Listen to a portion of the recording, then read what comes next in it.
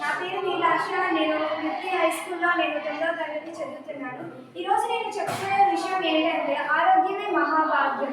మన జీవన శైలి మరియు మనం శారీరక మానసిక ఆరోగ్యం కోసం మనం ఆహారంలో పాటించవలసిన కొన్ని నియమాలు. మన ఆరోగ్యం అనేది మన చేతుల్లోనే ఉంటుంది. మనం మంచి ఆహారం తీసుకోవడం, మన జీవన శైలి మరియు మనం శారీరకంగా మానసికంగా ఎలా ఉన్నారనేది అది మనపైన ఆధారపడి ఉంటుంది. మనం మంచి ఆహారం తీసుకొని మనం ఆరోగ్యంగా ఉంటే మనం ఏదనుకున్నా అది సాధించవచ్చు. కానీ మనం ఆరోగ్యంగా లేకుండా మనం ఏదనుకున్నా అది సాధించలేము. మన ఆరోగ్యం బాగుండాలంటే మనం ఎలాంటి ఆహారపు అలవాట్లు ఉండాలనేది నేను ఇప్పుడు చెప్పబోతున్నాను. ఒకటి, మనం కాయగూరలు అనేది రోజు తీసుకోవాలి. కాయగూరలు, పళ్ళు, ఆకుకూరలు లాంటివి తీసుకోవడం వల్ల మన శరీరం అనేది దృఢంగా తయారవుతుంది. అలా దృఢంగా తయారయ్యేటప్పుడు మనం ఏది చేయాలన్నా మన శరీరం అనేది మనకు సహకరిస్తుంది. రెండవది, మనం డైలీ యోగా చేయడం వల్ల లేదా మనం 2 నుంచి 3 కిలోమీటర్లు నడడం వల్ల మన శరీరం అనేది గట్టిగా తయారవుతుంది. దానివల్ల మన శరీరానికి ఫిజికల్ ఫిట్నెస్ అనేది వస్తుంది. దీనివల్ల మనం ఆర్మీ జాబ్కి వెళ్ళాలనుకున్నా, మన అదర్ జాబ్స్కి వెళ్ళాలనుకున్నా హెల్ప్ అవుతుంది.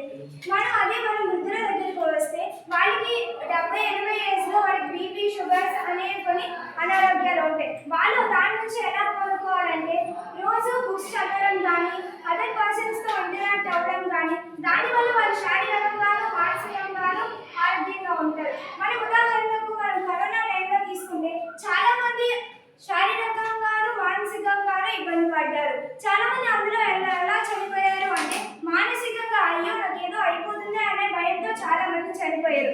మనం అలా కాకుండా మనం ఫస్ట్ శారీరకంగాను మానసికంగాను హెల్తీగా ఉంటే మనకి ఎలాంటి వచ్చిన జబ్బులైనా ఈజీగా నయమైపోతాయి. మనకి జబ్బులు రాకుండా దూరంగా ఎలా ఉండాలి అంటే మనం జంక్ ఫుడ్స్కి దూరంగా ఉండాలి. జంక్ ఫుడ్స్ అనేవి తీసుకోవడం వల్ల మన పేగులో ఉండేటువంటి ఒక లైనింగ్ అనేది చెడిపోయి మనకి దానివల్ల హెల్త్ ఇష్యూస్ అనేవి వస్తాయి.